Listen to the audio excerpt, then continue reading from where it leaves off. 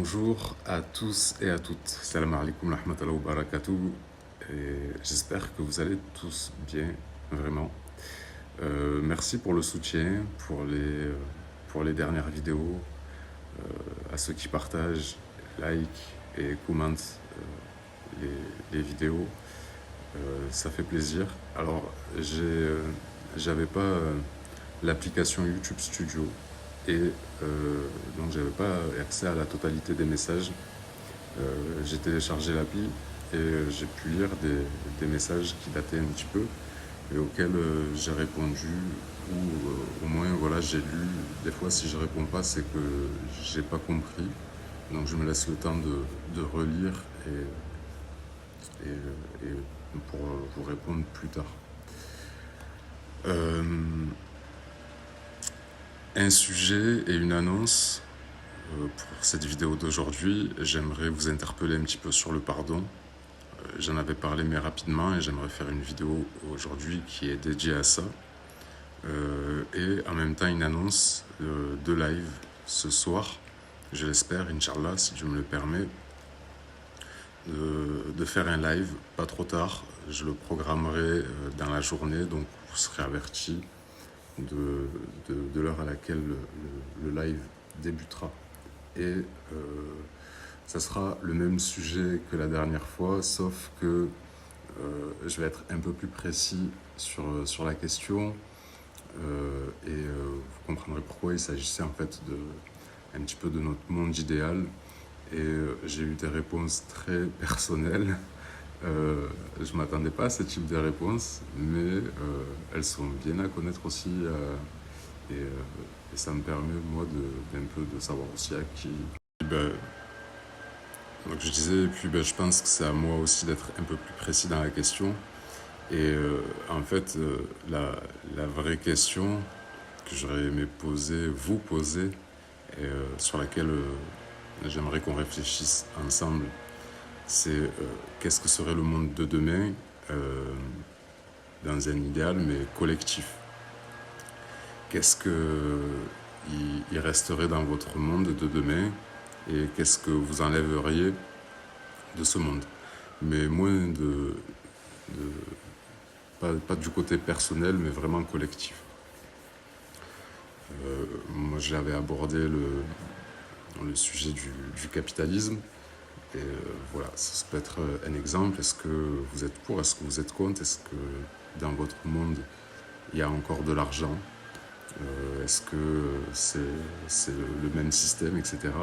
Voilà, c'est tout ce dont j'aimerais échanger avec vous, et parce que ça nous permet de nous projeter positivement, déjà ça c'est bien, et moi j'aime encore rêver, même si ça a l'air utopique, et en même temps ça peut éclairer les personnes qui attendent le Mahdi, le Messie, Maitreya, Mashiach, et pour justement, enfin, moi quand je me projette dans un monde idéal, finalement c'est un monde qui est plus juste. Et donc, qu'est-ce qui est bon de garder, on va dire, qui est présent aujourd'hui, dans le monde futur, qu'est-ce qu'on enlèverait? Voilà, c'est un petit peu ça, donc ça éclairerait aussi les gens qui se questionnent justement sur cette venue, et si elle a lieu, qu'est-ce qui pourrait changer pour ramener, dit autrement, finalement, quel serait le monde si le Mehdi, le Messie était là, et qu'est-ce qui, selon vous, il révoquerait, qu'est-ce qu'il réformerait, voilà, dans ce monde de justice et d'équité. Voilà. Et donc ça sera une vidéo, je pense, en tout cas du contenu qui sera un bon socle de réflexion, parce qu'il faut écouter tout le monde, et pour avoir une idée globale de ce que serait un monde plus juste. Voilà. Le sujet d'aujourd'hui, le pardon, c'est un sujet vraiment important, central pour votre développement personnel, spirituel, intérieur, mais aussi physique, parce que Ce qu'on ne guérit pas de notre passé finit par impacter notre corps physique, tôt ou tard. Des fois c'est tard, des fois c'est tôt, ça dépend des personnes. Mais il faut se préserver de ça. Donc comme je suis gentil et je vous aime bien, je vais vous donner une clé de pardon, parce que souvent on a une mauvaise idée de ce que devrait être le pardon. On a une idée de ce que doit être le pardon. Et si on ne trouve pas le vrai pardon, finalement on garde des choses en nous, des émotions, des souvenirs liés à des souvenirs. Parce que quelqu'un nous a menti, quelqu'un nous a trahi, quelqu'un nous a fait du mal, quelle qu'en soit la sorte. Ça peut être même du mal occulte. Certains peut-être n'y croient pas, et tant mieux, continuez de ne pas y croire. Et quand je dis continuer de ne pas y croire, c'est pas ironique. Hein. Chacun est libre de croire ce qu'il veut. En tout cas, même Einstein savait que regarder un événement le modifie. Voilà, c'est une autre formule pour parler du mauvais œil. Mais ça existe. Donc voilà, face à des gens qui nous ont fait du mal et où a priori on n'a pas notre implication, c'est-à-dire qu'on n'a rien fait pour subir ce mal, mais on le subit, il est légitime d'attendre de l'autre qui vienne s'excuser et qui nous demande pardon. Or, ce n'est pas tout à fait juste.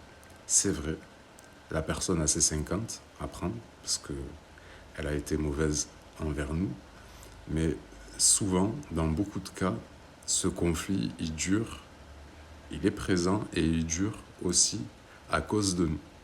Et je dis bien oui, à cause de nous. Je vais m'expliquer. Donc, on ne s'en rend pas compte comme ça, mais pour beaucoup de nos relations, qu'elles soient amicales, affectives, sentimentales, familiales, etc., on vit avec une image de ce que devraient être ces personnes-là.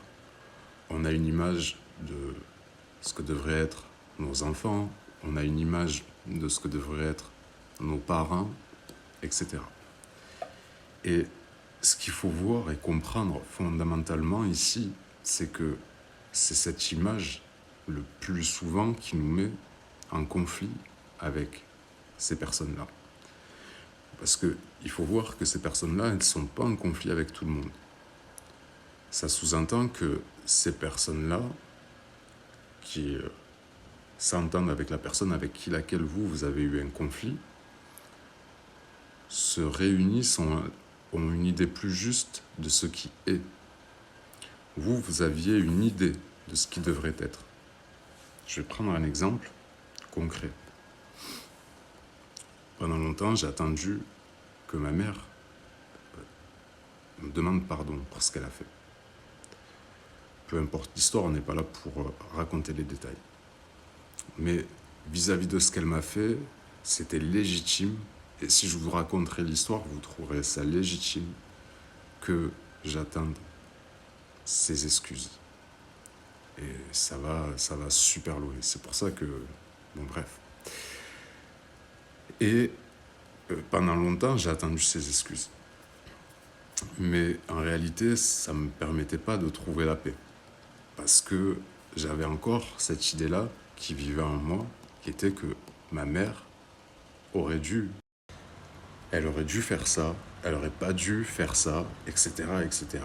Et c'est toutes ces idées-là qui m'ont gardé en conflit et ont nourri quelque chose de négatif en moi, pour pas dire de la haine, dans le conflit. Et si je voulais arrêter ce conflit, avant même que j'attende le pardon de l'autre, il fallait que je me pardonne à moi-même d'avoir des idées qui ne collent pas avec cette réalité. C'est ces idées-là qui me mettent en conflit avec elle. Quoi qu'elle m'ait fait. C'est ça le pire. ça n'enlève pas ce qu'elle, elle a fait de négatif. Parce qu'il y a ce qui nous arrive et ce qu'on fait des choses. Et ce qui est le plus dur, j'ai envie de dire, c'est de combattre le mal sans nous-mêmes devenir des êtres mauvais. Et en réalité, quand on ouvre les yeux dans ce monde, pour en parler pendant des heures, mais beaucoup de gens répliquent le mal. Donc si on ne se pardonne pas d'avoir eu une fausse idée de la réalité, le résultat c'est que on ne se décharge pas de nos pensées et on ne se décharge pas de nos émotions qui y sont liées. Alors, ça ne veut pas dire que si vous vous pardonnez à vous et vous pardonnez à l'autre, et voilà, c'est que ça va être quelque chose de définitif. Il n'y a rien de définitif sur cette vie et c'est légitime que votre pardon soit en dents de scie. Et il faut accepter, il ne faut pas se frustrer, il faut juste voilà, garder à l'esprit que vous ne pouvez rien faire de plus que d'apporter une réponse positive à ce mal. Parce que si vous ne le faites pas, c'est vous qui allez en pâtir, c'est vous qui allez en subir les conséquences et vous allez de nouveau vous faire subir à quelqu'un ce que vous avez subi, etc. etc. Et c'est un peu la maladie de notre humanité. Hein. Et je pense que c'est pas... Je pèse mes mots quand je dis qu'il y a peut-être 90% des gens qui sont dans cette situation, qui sont ce qu'on appelle des pervers narcissiques.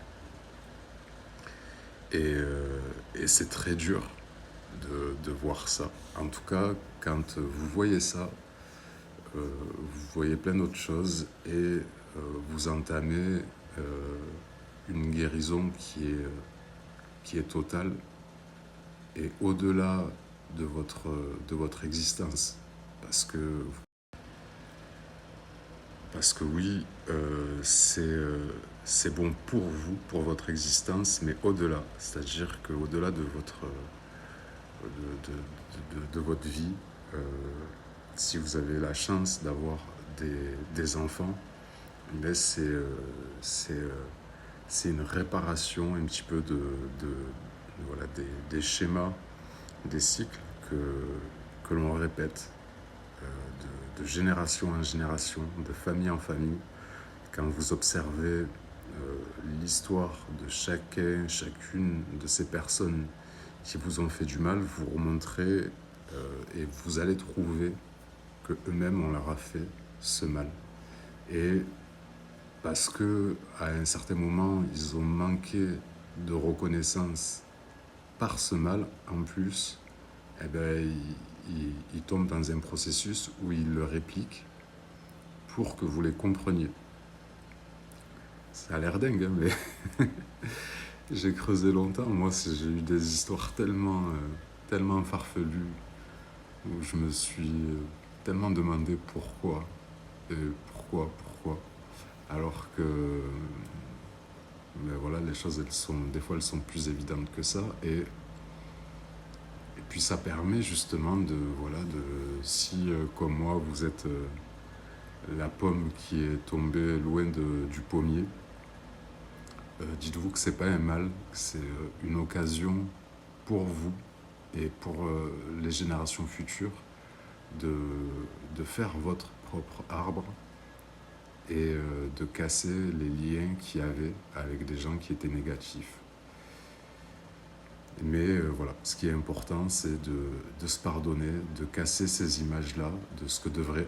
Bon voilà, je crois que j'en ai dit assez sur le sujet, je pense que vous m'avez compris. De toute façon, l'essentiel est dit. Si vous voulez, on pourra en reparler durant le live ce soir, parce que je ne sais pas si on parlera peut-être d'autres sujets. Je vais réfléchir dans la journée et je vous en proposerai. N'oubliez pas d'en proposer. J'ai relevé certains messages qui ont l'air intéressants. J'essaierai de les étudier dans l'après-midi, dont un en particulier Et je vous partagerai ce que moi j'en ai tiré. Voilà. Parce que, oui, peut-être aller une dernière chose. À chaque fois que je partage quelque chose, je me demande avant, est-ce que ça sert à quelque chose? Voilà. Parce que parfois, alors je rigole, mais parfois j'ai du mal à comprendre certains messages, ou en tout cas où vous voulez en venir. Parce que d'avoir une certaine connaissance, une certaine science sur les choses, c'est bien, mais si on n'a pas de but concret, je pense qu'on peut vite s'égarer dans de nombreuses discussions et qui, à la fin, ne nous apportera rien de concret. Et moi, ce que j'essaie de faire, c'est que voilà, j'essaie d'apporter du concret, quelque chose quelque chose de vrai, quelque chose de réalisable, quelque chose de palpable, quelque chose de vérifiable et quelque chose de vraiment utile. Voilà, pour que ce soit individuel ou collectif. Mais pour moi, c'est exactement la même chose. Parce que s'apprendre soi-même, c'est apprendre le monde. Et quand on se connaît soi, Donc voilà, pour ceux que ça intéresse, si Dieu le veut, ce soir, on pourra discuter, échanger. Et pour ceux qui se sentent de le faire, je sais que certains doivent un peu lutter contre leur timidité, mais si vous sentez de le faire, le lien sera disponible pour que vous puissiez interagir en direct. Il y a certaines choses, je pense, qui valent la peine parce que par message, c'est compliqué. Moi, je suis beaucoup plus oral que message. Ceux qui me suivent le savent, j'ai du mal à lire. Il me faut beaucoup de temps pour lire, beaucoup plus de temps qu'une personne lambda, on va dire. Voilà. Et par contre, par le dialogue, c'est mieux. Bon voilà, sur ce, je vous souhaite une bonne journée en espérant vous retrouver ce soir. Sinon, portez-vous bien. Merci à ceux qui soutiennent la chaîne et qui font en sorte que voilà, qu'elle se développe. C'est cool. Merci pour vous. Et merci à vous, pardon. Et à ce soir. Ciao, ciao.